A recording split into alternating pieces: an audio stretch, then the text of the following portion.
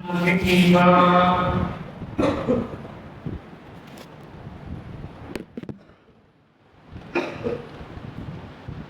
يحملون العرش ومن حوله يسبحون بحمد ربهم ويستغفرون للذين آمنوا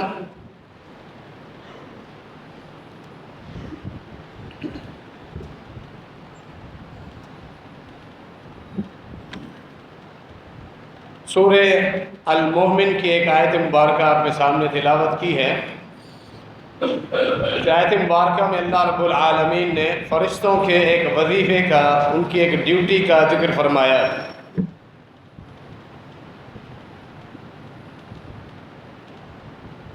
اللہ رب العالمین کے وہ فرشتے جنہوں نے اللہ رب العالمین کا عرش اٹھایا ہوا ہے،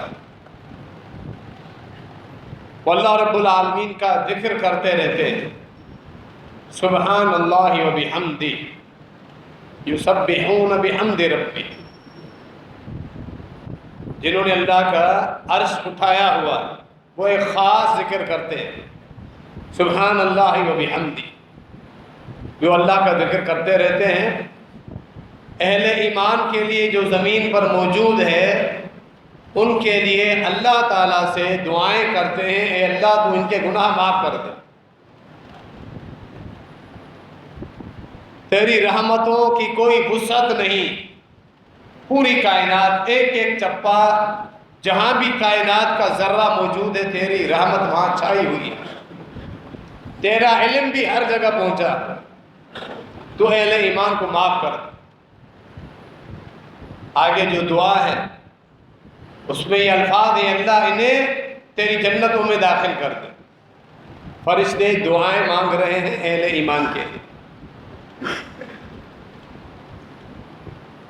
انہیں جہنم کے عذاب سے بچا اور ان کے گھر والوں کو بھی معاف کر دے، انہیں بھی ان کے ساتھ جنت میں رکھ۔ سورہ المومن۔ خوش نصیب ہیں وہ لوگ جو اپنا ایمان درست کرتے ہیں، ایمان کے تقاضے پورے اور مکمل کرتے ہیں، پھر وہ اپنی بساط کے مطابق نیکیاں کرتے رہتے ہیں رب کو راضی کرنے کے لیے۔ لیکن ان کی خوش نصیبی ہے کہ ہر وقت، چاہے وہ اپنے دنیاوی معاملات میں ہوں، رات کو سوئے ہوئے ہوں اپنے بستروں پر، فرشتے ان کے لیے دعاؤں میں مصروف ہوتے ہیں۔ شرط یہ ہے کہ زمین والے اپنا ایمان صحیح کر لیں۔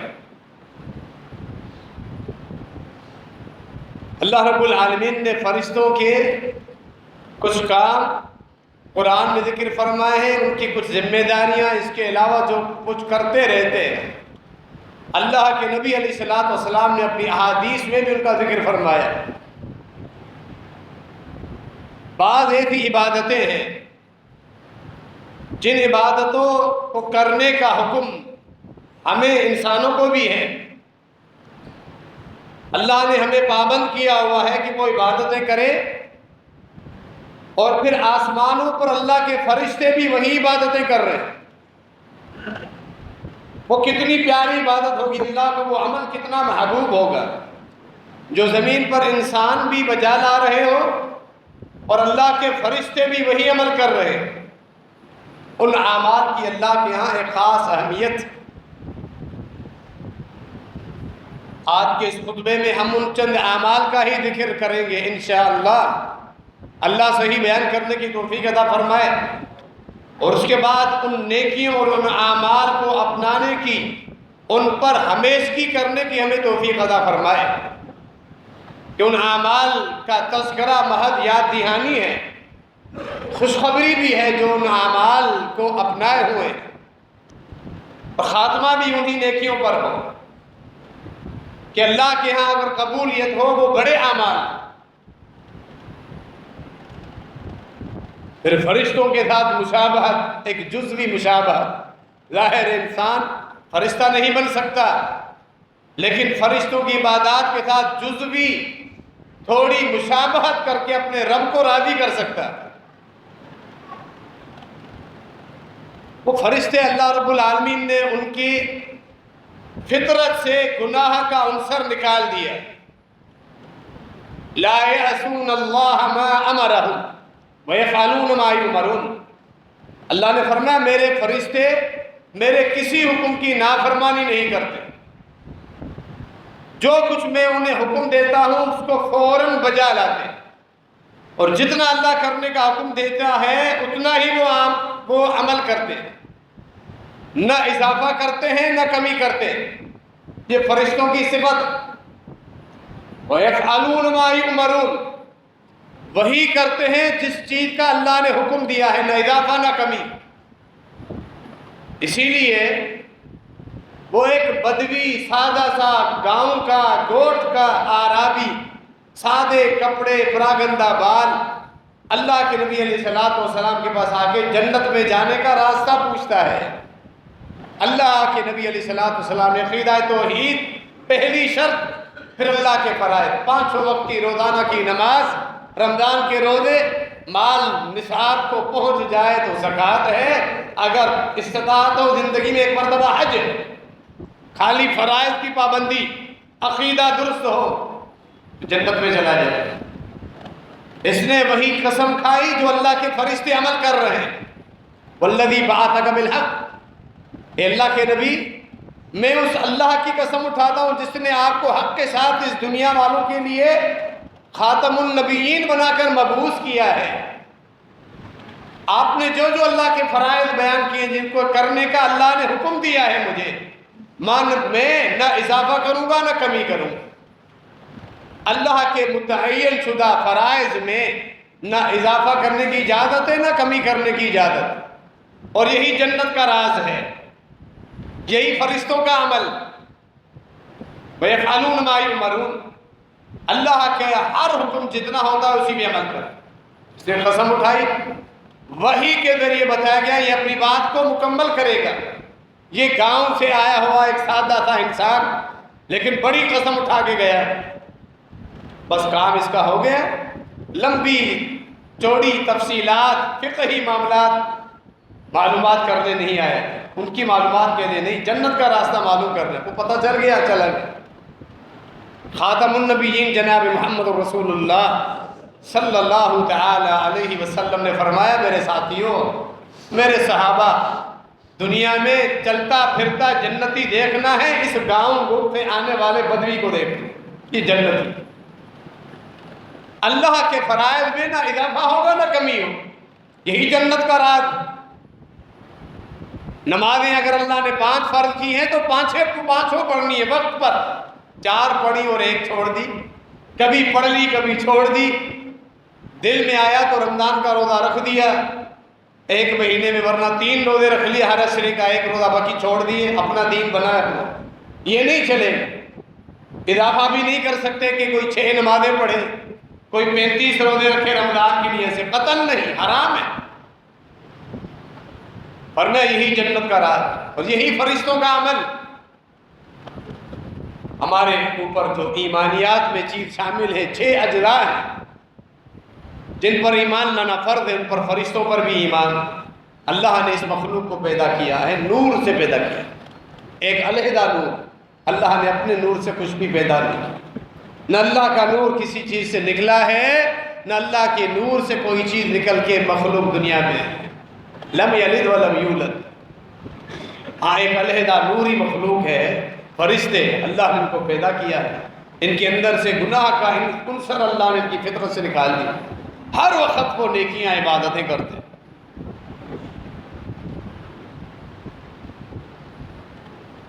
جامع ترمذی، سنن ابن ماجہ کی حدیث میں فرشتوں کے متعلق آتا ہے، بعض فرشتوں کو اللہ نے رکوع کی حالت میں پیدا کیا ہے، جب سے ابھی تک وہ رکوع کی حالت، تھکتے تو نہیں ہے فرشتے، تھکنے کا عنصر بھی نہیں، ابھی تک رکوع کی حالت، مسلسل قیامت تک رکوع کی حالت میں، کچھ سجدوں میں پیدا ہوئے، سجدے میں ہی پڑے ہوئے، کچھ قیام میں ہیں، قیام میں ہی پڑے ہوئے۔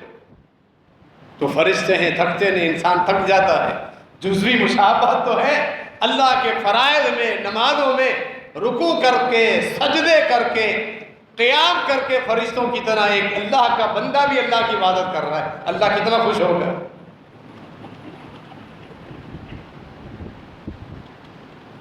فرائض کے علاوہ نوافل میں، تہجد کی صورت میں، قیام، رکوع، سجدے، اللہ کو بندے کے یہ اعمال بڑے پسند ہیں، بڑے ہی محبوب۔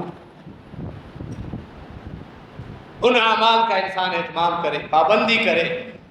فرشتوں نے جن جن معاملات کو اپنایا ہوا ہے، اللہ نے کرنے کا حکم دیا ہے، بڑے وہ بابرکت اعمال اور اللہ کے انعامات ہیں ہمارے اوپر۔ اللہ کے نبی علیہ الصلوۃ والسلام معراج کے سفر میں جب جاتے ہیں، دنیاوی آسمان پر ایک خوبصورت گھر دیکھتے ہیں۔ آپ جب پوچھتے ہیں، آپ کو بتایا گیا یہ بیت المعمور ہے، جس کی قسم اللہ نے قرآن میں بھی اٹھائی ہے۔ والبیت المعمور، سورہ الطور میں قسم اٹھاتا ہوں بیت معمور کی۔ آپ کو بتایا جبرائیل علیہ السلام، اے اللہ کے نبی علیہ السلام، یہ بیت المعمور ہے، یہ بالکل کعبۃ اللہ کے مکمل بالکل سیدھ میں آسمانوں کے اوپر۔ بیت المعمور میں روزانہ 70,000 فرشتے جاتے ہیں اللہ کی عبادت کرنے کے لیے، اور یہ فرشتوں کو اسی طرح محبوب ہے جس طرح دنیا میں تمہیں کعبۃ اللہ کی زیارت محبوب ہے، کعبۃ اللہ کا طواف محبوب ہے، اسی طرح فرشتوں کو یہ عمل محبوب ہے۔ اور پھر روزانہ 70,000 فرشتے جاتے ہیں، اتنی تعداد میں اللہ نے فرشتے پیدا کیے ہیں، ہر فرشتے پر لازم ہے وہ ایک مرتبہ بیت المعمور ضرور جائے گا۔ جو فرشتہ جاتا ہے بعد میں کبھی اس کا نمبر نہیں آئے گا، اتنی تعداد میں فرشتے جو قیامت تک پہلی باری کے انتظار میں رہے، اتنی تعداد میں۔ یعنی ہمیں کیا سبق ملا؟ حج اور عمرہ اتنی پیاری عبادت ہے کہ فضائل اپنی جگہ، گناہ معاف ہو جاتے ہیں، وہاں کی ایک نماز 1,00,000 نمازوں کے برابر ہے۔ حج کرنے آپ جائیں، عمرہ کرنے جائیں، ہمیں خرچہ زیادہ دکھائی دیتا ہے، لیکن وہاں کا ملنے والا ثواب، برکتیں، ان کا تقابل کریں تو جو خرچ کر کے ہم جاتے ہیں ان کی کوئی حیثیت ہی نہیں۔ 1,00,000 کے برابر ایک نماز عام جگہوں پر مسجد نبی کو چھوڑ کر اگر ہم محاسبہ کریں، کاؤنٹنگ کریں، تو پھر 56 سالوں میں ہماری 1,00,000 نمازیں بن گئی، 56 سالوں میں۔ تو وہاں ایک نماز پڑھتے ساتھ ہی 56 سالوں کی عبادت اسے مل جاتی ہے۔ 20 دن رہتا ہے، 35 دن رہتا ہے، 40 دن رہتا ہے، مہینہ رہتا ہے، کتنی نمازیں وہاں پڑھتا ہے اور کتنا ثواب کے ذخائر جمع کر کے پھر آتا ہے اگر حلال کے پیسے سے گیا ہے، سنت کے مطابق اگر عبادتیں کی ہیں، عقیدے میں شرک کی ملاوٹ نہیں ہے، ریاکاری نہیں ہے، قبولیت کی شرائط کا ذکر بھی تو ضروری ہے نا۔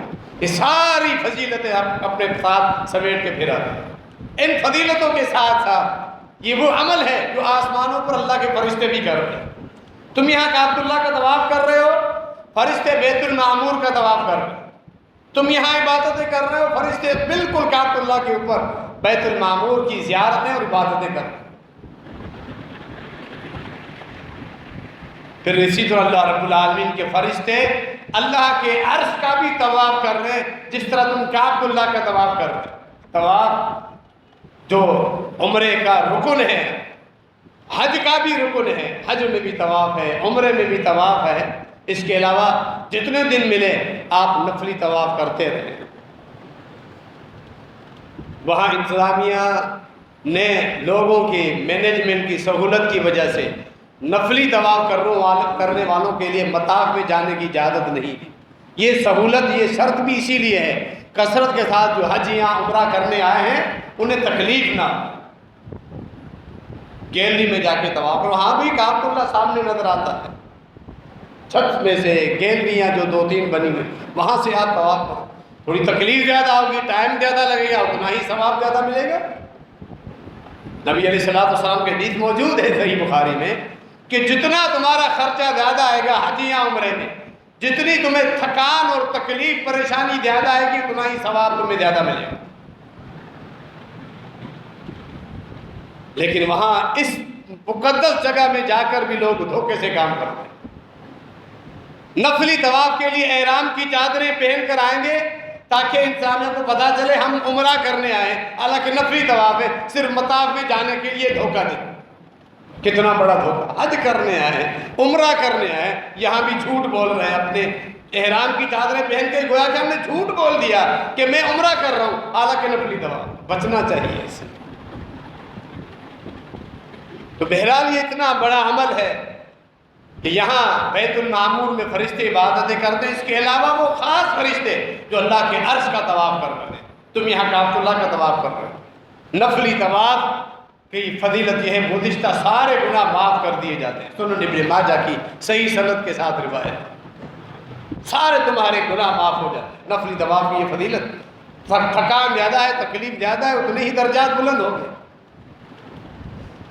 وَتَرَى الْمَلَائِكَةَ حَافِّينَ مِنْ حَوْلِ الْعَرْشِ يُسَبِّحُونَ بِحَمْدِ رَبِّهِمْ فَقُضِيَ بَيْنَهُمْ بِالْحَقِّ وَقِيلَ الْحَمْدُ لِلَّهِ رَبِّ الْعَالَمِينَ۔ سورہ زمر کی آخری آیت، جب فیصلے ہو چکے قیامت کے دن، سب لوگ خوش نصیب اللہ کی جنتوں میں چلے گئے، اپنی جگہیں لے لی، نعمتوں میں مشغول ہو گئے۔ بدبخت قسم کے لوگ جن پر ہمیشہ کے لیے جہنم واجب ہوگی، وہ ہمیشہ کے لیے جہنم میں داخل ہو گئے۔ فیصلے مکمل ہوئے، فَقُضِيَ بَيْنَهُمْ بِالْحَقِّ، اللہ نے یہاں بھی فرمایا ہر فیصلہ اللہ کا حق پر مبنی، ذرہ برابر کسی پر بھی ظلم نہیں ہوگا۔ اللہ اپنے فضل سے تمہیں زیادہ تو دے گا، لیکن کسی پر ذرہ برابر بھی اللہ ظلم نہیں کرے، وہ ظلم کرنے سے پاک۔ اس وقت بھی، فیصلوں کے بعد بھی اہل جنت جنت میں، اللہ ہمیں صالحین میں، اہل جنت میں شامل فرمائے اپنے فضل کے ساتھ۔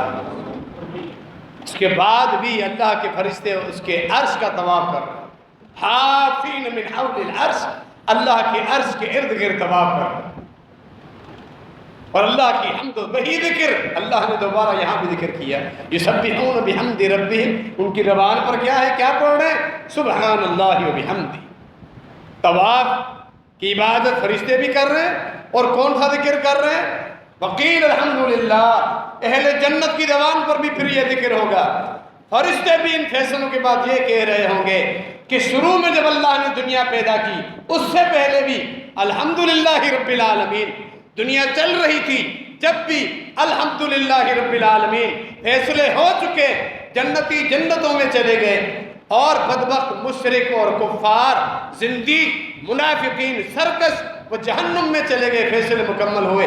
اب بھی ہمیشہ کے لیے الحمدللہ رب العالمین، حمد کا ذکر، بالخصوص سبحان اللہ و بحمد، یہ اتنا پیارا ذکر ہے، اتنا پیارا ذکر ہے۔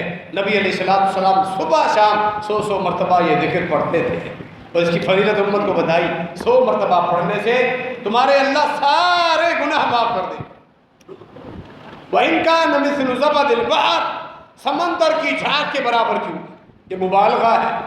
سمندر کی جھاگ، اس کی کوئی تعداد، کوئی ناپ نہیں سکتا، جمع نہیں کر سکتا، اتنے بھی گناہ لے کے آؤ، 100 مرتبہ سبحان اللہ و بحمدہ کہہ دو، تمہارے سارے گناہ اللہ معاف کر۔ اتنا پیارا ذکر ہے جو اللہ کے فرشتے بھی یہی کرتے، بلکہ وَإِن مِّن شَيْءٍ إِلَّا يُسَبِّحُ بِحَمْدِهِ وَلَٰكِن لَّا تَفْقَهُونَ تَسْبِيحَهُمْ، سورہ الاسراء، جس کا دوسرا نام سورہ بنی اسرائیل۔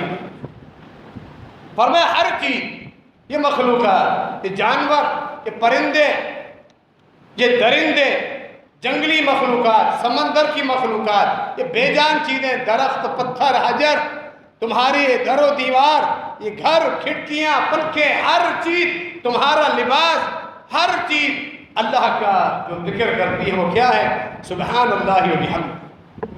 اتنا پیارا ذکر، سبحان اللہ و بحمدہ، فرشتوں کی زبان پہ یہ ذکر، وہ خوش نصیب لوگ ہیں جن کی زبان پر کثرت سے یہ ذکر چل رہا۔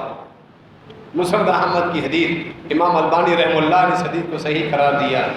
سیدنا نوح علیہ السلام نے اپنے بیٹے کو وصیتیں کی، وہ خاص وصیت وفات سے پہلے بڑی اہمیت رکھتی ہے۔ وصیت کرنے والا جب اللہ کا پیغمبر تھا، ان کی کیا وصیت کی اہمیت ہوگی۔ نوح علیہ السلام اللہ کے برگزیدہ پیغمبر، بیٹے کو نصیحتیں کی، لمبی حدیث ہے، صرف وہ ایک جز جس کا تعلق ہمارے اس موضوع کے ساتھ۔ فرمایا بیٹا کثرت کے ساتھ یہ ذکر کر، سبحان اللہ و بحمدہ، فإنها صلاة كل شيء ومفاتيح الرزق، وَبِهَا يُرْزَقُ الْخَلَائِقُ، فرمایا سبحان اللہ وبحمدہ، یہ ہر مخلوق کا ذکر، جاندار ہو یا بے جان، ہر مخلوق کا ذکر، جاندار ہو یا بے جان، ہر چیز۔ اور پھر فرمایا یہ ایسا ذکر ہے جس کے ذریعے اللہ رب العالمین مخلوق کے رزق کو کشادہ کر دیتا ہے۔ رزق بڑھانے کے لیے ہم اکثر پریشان رہتے ہیں، کئی وظائف کا اہتمام کرتے ہیں، شرعی وظائف کا اہتمام کرنا چاہیے، مصنوعی خود ساختہ وظائف نہیں جو لوگوں نے اپنی طرف سے بنا دی۔ اللہ کے نبی علیہ السلام کی حدیث میں ہر مسئلے، قرض اتارنے کی دعائیں، پریشانی کے وقت کی دعا، رزق بڑھانے کی دعا، بیماری سے شفا کے لیے دعا، اولاد کی اصلاح کے لیے دعا، دشمن کے خوف سے اللہ کی پناہ لینے کی دعائیں، ان کے شر اور فتنوں سے بچنے کی دعائیں، نقصان کا خدشہ ہو فوراً کیا دعا پڑھنی، ایک ایک چیز، حادثات سے بچنے کی دعائیں، ایک ایک چیز اللہ کے نبی علیہ السلام نے بتا دی ہے۔ کیا ضرورت ہے خود ساختہ اوراد و وظائف بنانے کی؟ فرمایا نوح علیہ السلام نے وصیت کی، یہ جو رزق ہے یہ وہ ذکر ہے جس کے ذریعے اللہ رب العالمین مخلوق کے لیے رزق کے دروازے کھولتا ہے۔ کثرت سے پڑھو، جتنا کثرت سے پڑھو گے اللہ رب العالمین تمہارے لیے رزق کے دروازے کھولتا ہے۔ سبحان اللہ وبحمدہ، صبح شام 100 مرتبہ ہے، اس کے علاوہ بھی پڑھتے ہیں۔ حدیث ہے بخاری میں جو مکمل حدیث ہے، فرمایا نبی علیہ السلام نے 100 مرتبہ فرمایا پڑھے گا سارے گناہ معاف، اور اس کے برابر اس دن کسی کی نیکیاں نہیں ہوں، اس لیے 100 مرتبہ، سوائے وہ جس نے یہی عمل کیا وہ مقابلہ کرے گا، باقی کوئی اس کی نیکیوں کے برابر نیکیاں نہیں لا سکے۔ اس میں اشارہ ہے کہ یہ کثرت کے ساتھ کہو، جتنا کثرت کے ساتھ کہو گے تمہاری نیکیاں سب سے بڑھتی جائیں گی۔ تو یہ فرشتوں کا ایک عمل ہے، فرشتوں کا ایک ذکر ہے جس کو ہم نے اپنانا ہے، جس پر بھی ہم نے عمل کرنا ہے۔ اللہ کو یہ عمل بڑا محبوب ہے، ہر وہ عمل اس کی ایک خاص برکت ہے جو اللہ رب العالمین کے فرشتے آسمانوں پر کر رہے ہیں، یہاں زمین پر اللہ کے بندے انسان کر رہے ہوں، اللہ کے وہ اعمال بڑے ہی محبوب۔ یہ آپ نے سنا وَيَسْتَغْفِرُونَ لِلَّذِينَ آمَنُوا، اہل ایمان کے لیے استغفار کی دعائیں کرتے، اے اللہ انہیں معاف کر دے، ان کو تو بخش دے۔ تو مومنوں کے لیے دعائیں کرنا یہ فرشتوں کا عمل ہے، ہم بھی ایک دوسرے کے لیے دعائیں کریں، فرشتوں کا عمل، اللہ بڑا اس پر راضی ہوتا ہے۔ اور پھر صحیح مسلم کی روایت، جب اللہ کا نیک بندہ کوئی پیٹھ پیچھے اپنے مومن بھائی کے لیے دعائیں کرتا ہے، ایک فرشتہ اس کے اوپر آتا ہے، اس کی دعاؤں پر آمین کہتا ہے، یہ دعا کرتا جاتا ہے اپنے بھائی کے لیے، خالی آمین نہیں کہتا، اللہ تیری بات کو قبول کرے، وَلَكَ بِالْمِثْلِ، جو تو اپنے بھائی کے لیے مانگ رہا ہے اللہ تجھے بھی وہی چیز عطا کرے۔ صحیح مسلم کے روایت، اتنی برکت ہے اگر ہم اپنے بھائیوں کے لیے دعائیں کریں۔ یہ درخواست آتی رہتی ہے، دعا کی درخواست ہر جمعے کو، تو یہ کوئی فضول چیز نہیں ہے، ہم سمجھیں کہ ایک رواج پڑ گیا ہے، فضول چیز ہے، لوگ یاد دہانی کراتے ہیں کہ ایک ایسی دعا ہے جس پر فرشتے آمین بولتے ہیں۔ ہمیں دعاؤں میں یاد رکھو، کوئی بیمار ہے، گھر میں بیماری ہے، پریشانیاں ہیں، اسی لیے یہ درخواست آتی ہے اور اعلان آپ کے سامنے کیا جاتا ہے کہ اپنے مسلمان بھائیوں کو بلائے نہیں۔ سلف صالحین گزر گئے، ان کے لیے بخشش کی دعائیں، فرشتوں کا یہ عمل ہے۔ اللہ نے اہل حق کی علامت ہی بتا دی، سورہ الحشر، اہل حق کی علامت ہی یہی ہے، وہ جہاں جتنے لوگ موجود ہیں اہل ایمان جو گزر چکے سب کو اپنی دعاؤں میں یاد کرتے ہیں، سب کے لیے استغفار کی دعائیں کرتے ہیں، بخشش کی دعائیں کرتے ہیں۔ والذین جاءوا من بعدهم یقولون ربنا اغفر لنا ولإخواننا الذین سبقونا بالایمان ولا تجعل في قلوبنا غلا للذین آمنوا ربنا انک رؤوف رحیم۔ اللہ نے فرمایا سورہ الحشر میں، پوری امت محمدیہ میں حق والے لوگ جو جنت میں جائیں گے، جو قیامت کے دن صالحین میں شامل ہوں گے، دائیں جانب جن کو نامہ اعمال دیا جائے گا سیدھے ہاتھ میں، وہ 3 جماعتوں پر مشتمل۔ مہاجرین کا ذکر کیا، اس کے بعد انصار کا ذکر کیا، یہ دونوں جماعتیں نکل چکی، اب نہ کوئی مہاجری صحابی بن سکتا ہے نہ انصاری صحابی بن سکتا۔ والذین جاءوا من بعدہم، تیسری جماعت جو مہاجر اور انصار کے بعد قیامت تک لوگ آئے ان میں شامل ہو جائیں۔ یہ کیا ہے، ان کا وظیفہ کیا ہے؟ ان کی اکثر دعاؤں میں یہ دعا شامل ہے، ربنا اغفر لنا، اے اللہ ہمیں معاف کر دے۔ ہمارے وہ اہل ایمان بھائی، صحابہ، مہاجرین، انصار، اہل البیت، تابعین، تبع تابعین، خیر القرون کے محدثین، ائمہ جو تیرے دین کی خدمت کر کے چلے گئے، تیرے دین کا دفاع کرتے ہوئے جہاد کی صورت میں، حدیث کی خدمت کی صورت میں اور تصانیف کی صورت میں دین حنیف توحید و سنت کا دفاع کرتے ہوئے دنیا سے گزر گئے، اے اللہ تو سب کو معاف کر۔ فرشتوں کی بھی یہی دعا اور زمین پر انسانوں کی بھی یہی دعا۔ اس کے برعکس بڑا بد نصیب بدبخت آدمی ہے وہ جو ان ہستیوں کے لیے بجائے دعاؤں کے ان کے خلاف تبرہ کرتا رہے، بد دعائیں کرتا رہے اور ان کے بارے میں بغیر سند کے سخت الفاظ کہے، ان کے ایمان کو ہی مشکوک قرار دے، انہیں ظالم اور غاصب کہے، اپنی طرف سے خود ساختہ واقعات بنا کے ان کی طرف منسوب کرے۔ اہل حق میں ان کا شمار ہی نہیں۔ الٹا یہ ایسے بدبخت لوگ ہوں گے جن پر اللہ اور اس کے فرشتوں کی لعنتیں اور پھٹکار برستی رہیں گی۔ فرمایا نبی علیہ السلام نے میرے صحابہ کو جو گالیاں دیتے ہیں یا ان کے خلاف جو برا بھلا کہیں گے، ان پر اللہ کی اور فرشتوں کی اہل ایمان کی لعنتیں برستی رہیں گی۔ لعنت یعنی اللہ انہیں اپنی رحمت سے دور کر دیتا ہے، پھر وہ خوش ہوتے ہیں، مگن ہو جاتے ہیں اپنے اس وظیفے میں، اپنے اس عقیدے کو دین حق سمجھتے ہیں، اللہ اسی پر انہیں موت دے دیتا ہے، توبہ کی پھر توفیق نہیں دیتا۔ اللہ نے ان کے لیے اپنے بعد ایک دردناک عذاب تیار کر کے رکھا۔ تو یہ اہل ایمان کا وظیفہ ہونا چاہیے مومنوں کے لیے۔ استغفار کی دعائیں، فرشتوں کی بھی یہی دعائیں ہیں۔ اللہ رب العالمین ہم کو تمام وہ نیکیاں کرنے کی کثرت کے ساتھ توفیق عطا فرمائے، ان پر دوام اور ہمیں کی کرنے کی توفیق عطا فرمائے، جن کے کرنے کا حق دنیا میں ہے اور آسمانوں پر فرشتے بھی وہی عبادت کر رہے ہیں، اور یہ نیکیاں پھر اللہ رب العالمین اپنی بارگاہ میں قبول فرمائے۔ آمین وما علینا الا البلاغ۔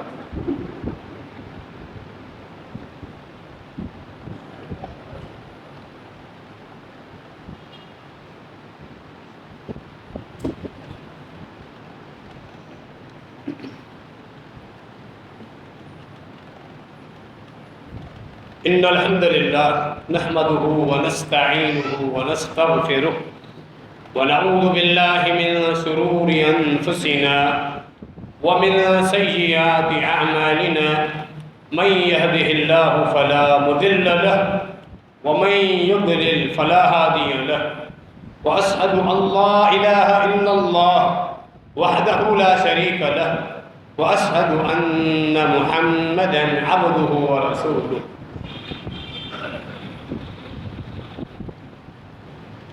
صحیح بخاری کی ایک روایت، جب کوئی اللہ کا بندہ دین کی طرف آتا ہے، گناہوں سے توبہ کرتا ہے، دیندار بن جاتا ہے، اللہ کے فرائض مکمل ادا کرنا شروع کر دیتا ہے، بڑے گناہوں سے اور حتی الامکان چھوٹے گناہوں سے اپنے آپ کو بچاتا ہے، اللہ کو محبوب بن جاتا ہے، نوافل پر اتر آتا ہے، نوافل پڑھنے لگ جاتا ہے اپنی توفیق اور استطاعت کے مطابق۔ اللہ رب العالمین جبرائیل امین کو بلاتا ہے، بتاتا ہے میں اپنے اس بندے سے محبت کرتا ہوں، جبرائیل تو بھی اسے محبت کر۔ کتنا زمین پر چلتا ہوا یہ انسان، ایک گنہگار انسان، کمزور اور ناتماشا انسان اللہ کے دین کی طرف آ جائے، کتنا اس کا مقام اور عزتیں، رفعت اور شان اللہ کے ہاں بڑھ جاتے ہیں۔ ضمناً یہاں رک کر ہم ایک بات کریں جس سے ہمیں پتہ چلتا ہے کہ ہماری پریشانیوں کا جو حل ہے نا وہ دینداری میں، نیک اور صالح بن جائیں، نیک اور صالح بن جائیں۔ آپ نے خطبے کے پہلے حصے میں سنا فرشتے خود آپ کے لیے دعائیں کریں۔ ہم لوگوں کو دعاؤں کا بولتے رہتے ہیں، اچھی بات ہے، نیک لوگوں کو دعاؤں کی درخواست کرنا یہ شریعت میں ثابت ہے، جائز وسیلے کی قسم وہ علیحدہ۔ ہم اگر چاہتے ہیں فرشتے ہمارے لیے دعائیں کرتے رہیں، ہماری پریشانیاں دور ہوں، ہم نیک اور صالح بن جائیں، گناہوں کو چھوڑ دو۔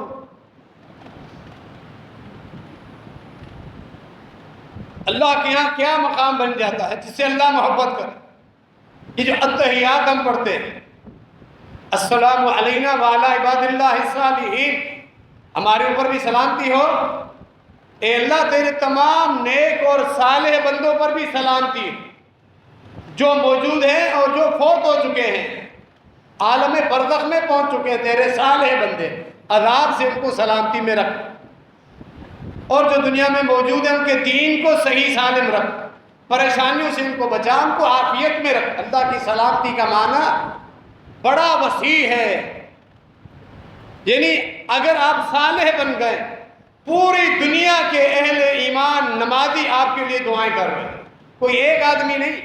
وعلی عباد اللہ الصالحین، کتنا پیارا دین، کیا انداز ہے شریعت کا، اللہ کے نبی علیہ السلام کی سکھائی گئی دعاؤں کا، ان میں برکتیں تو دیکھیں، ان میں جامعیت تو دیکھیں، ان میں حکمتیں تو دیکھیں، پھر عرض کیا جائے گا کہ کیا ضرورت ہے خود ساختہ اوراد و وظائف بنانے کی، کیوں بناتے ہیں؟ مخلوق کے بنا ہوئے اوراد و وظائف، کوئی برکت نہیں ان میں۔ پیارے پیغمبر خاتم النبیین جناب محمد رسول اللہ صلی اللہ علیہ وسلم کی زبان مبارک سے جو اوراد و وظائف امت کو سکھلائے گئے، ان میں بڑی برکت ہے، بڑی جامعیت۔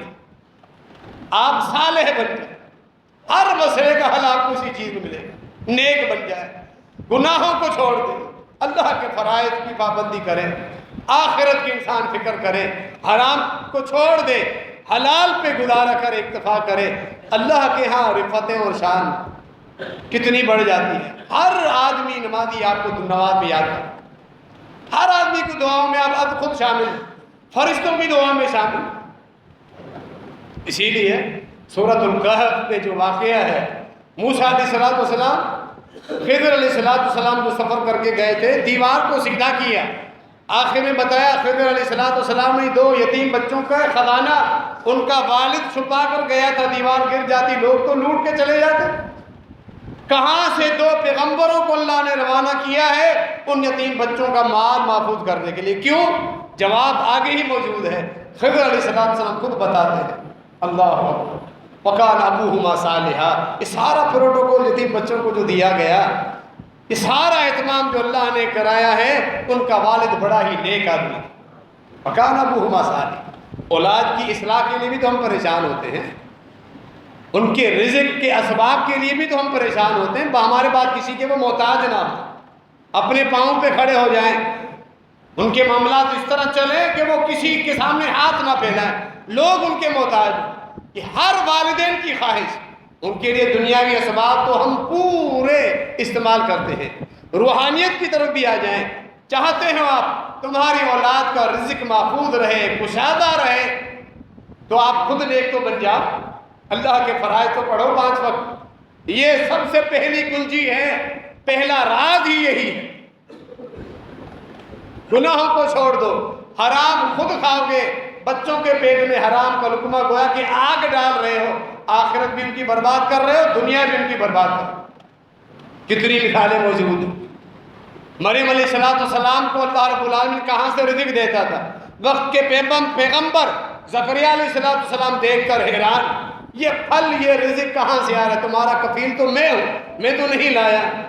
قالت هو من عند اللہ، اللہ دے رہا ہے، والدہ نے اللہ کے لیے وقف کر دیا تھا۔ کتنی نیک اور صالحہ خاتون تھی وہ والدہ، مریم علیہ السلام کی والدہ۔ اللہ نے کیا عزتیں دی، نہ صرف رزق، بعد میں اللہ نے بغیر والد کے اپنے حکم سے بیٹا دیا۔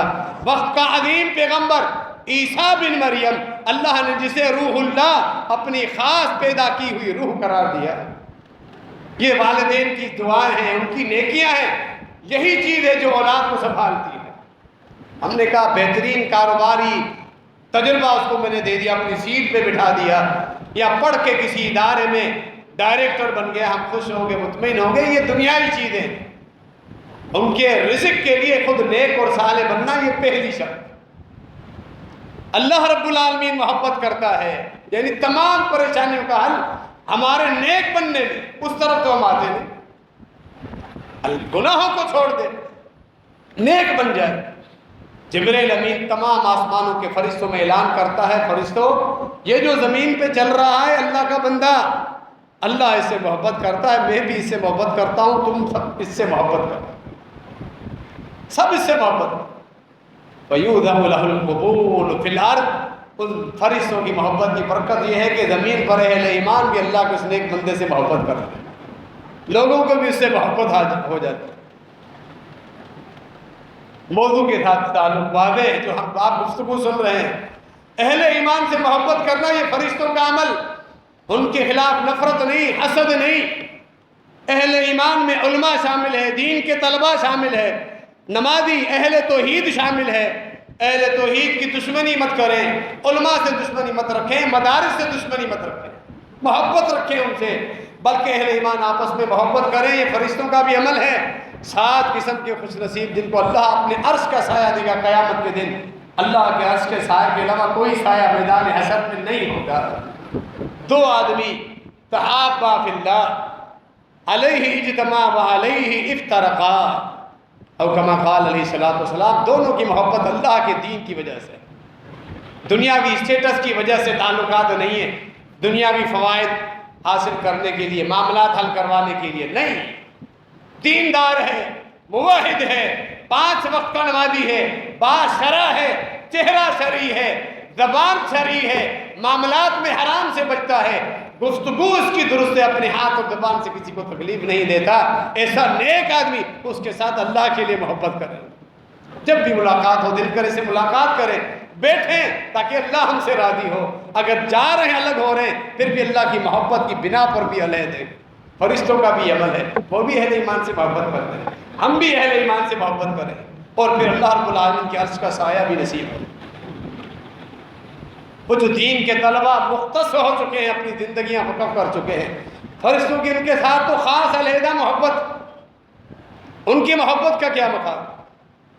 مسلم احمد کی صحیح سند کے ساتھ حدیث، فَتَضَعُ الْمَلَائِكَةُ أَجْنِحَتَهَا رِضًا لِطَالِبِ الْعِلْمِ، جب یہ اللہ کا بندہ طالب علم دین سیکھنے کے لیے کسی عالم دین استاد کی طرف رخ کرتا ہے، مدرسے کی طرف رخ کرتا ہے، اس کے لیے زندگی میں آسانیاں پیدا کرنے کے لیے فرشتے اپنے پر بچھا دیتے ہیں۔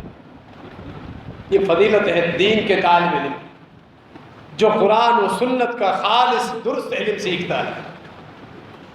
تو ان طلباء سے ہماری محبت کیسی ہونی چاہیے؟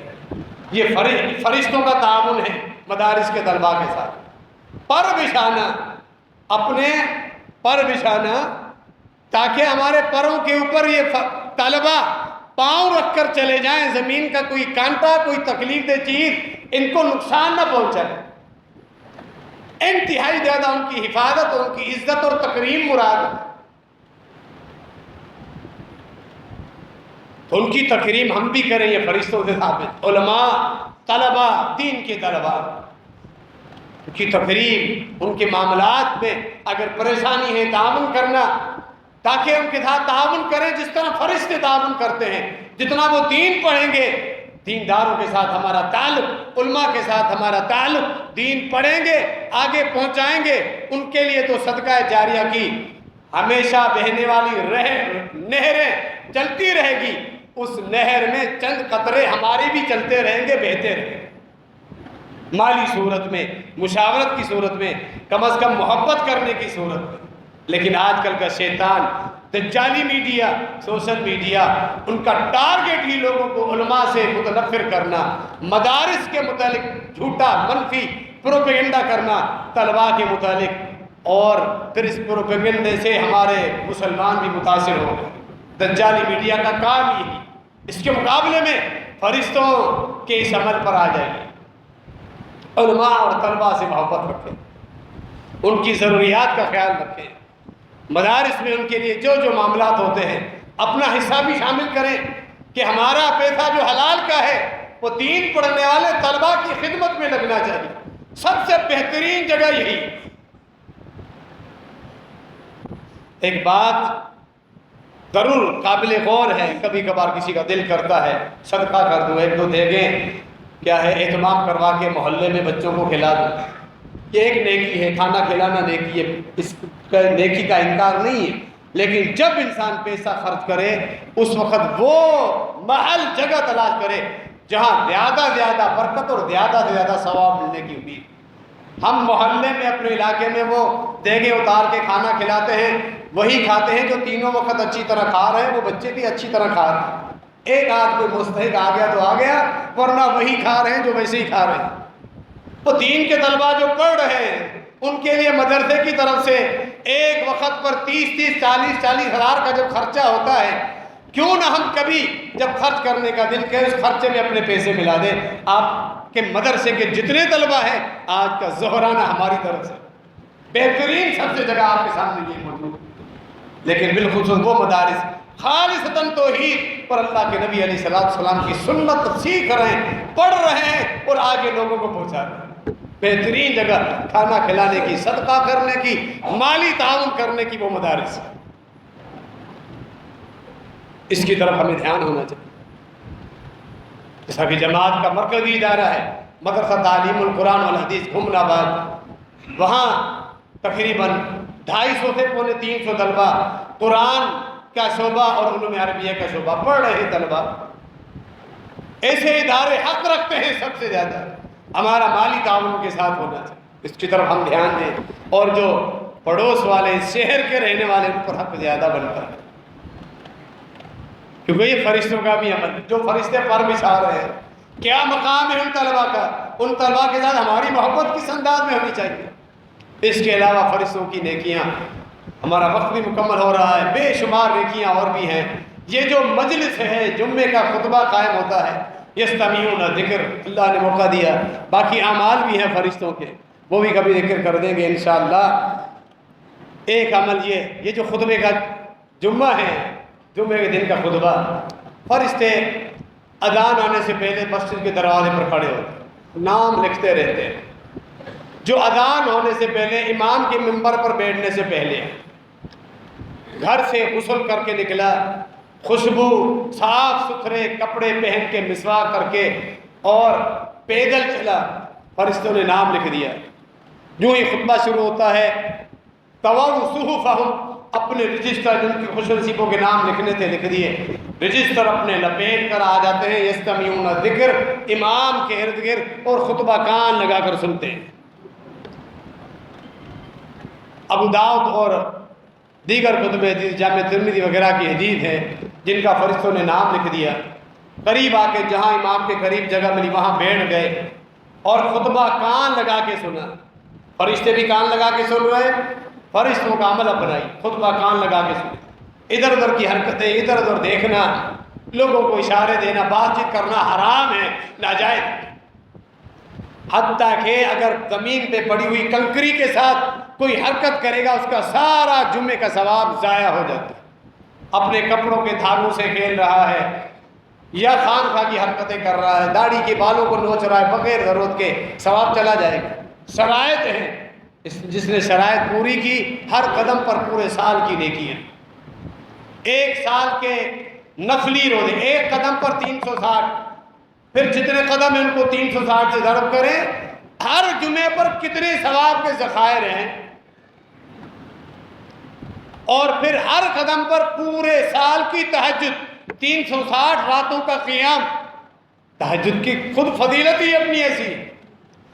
یہ حدیث کئی مرتبہ آپ سن چکے ہیں، اس منبر سے علماء سناتے رہتے ہیں، ہم تس سے مس نہیں ہوں، ہماری وہی عادت ہے، ایک بیچ میں جماعت کھڑی ہونی ہوتی ہے، آ کر یہاں جمع ہو جاتے ہیں، رس لگ جاتا ہے، جب صفیں بنتی ہے، جو پہلے بیٹھے ہوئے لوگ ہیں وہ پریشان ہوتے ہیں، جو بعد میں آنے والے زبردستی گھس کے اندر چلے آتے ہیں۔ یہی عادت، نماز جا کے پڑھنی ہے، خطبہ سننے کی کوئی ضرورت نہیں۔ اتنی بڑی فضیلت، اتنا بڑا ثواب، اس کی کوئی اہمیت اور کوئی قدر ابھی تک ہم سمجھ نہیں سکے۔ تو فرشتوں کا یہ عمل کہ خطبہ کان لگا کے سن، پڑھا ہی یہ عمل، پہلے آ کے خطبہ سننا چاہیے، کان لگا کے۔ اللہ ان تمام اعمال سے خوب راضی ہوتا ہے اپنے بندوں سے، جو اعمال آسمانوں کے فرشتے بھی ادا کرتے ہیں۔ اللہ رب العالمین ہم سب کو نیکیاں کرنے کی توفیق عطا فرمائے، اور وہ نیکیاں اللہ رب العالمین کی بارگاہ میں قبول ہو جائے۔ اللہ ہم سب کو نیک اور صالحین میں شمار فرما دے۔ درس قرآن و حدیث آج بعد نماز مغرب جامع مسجد دیپلائی میمن کالونی میں، اور فضیلت الشیخ عبدالقیوم جلالانی صاحب اور فضیلت الشیخ حافظ شبیر احمد جمالی صاحب خطاب فرمائیں گے۔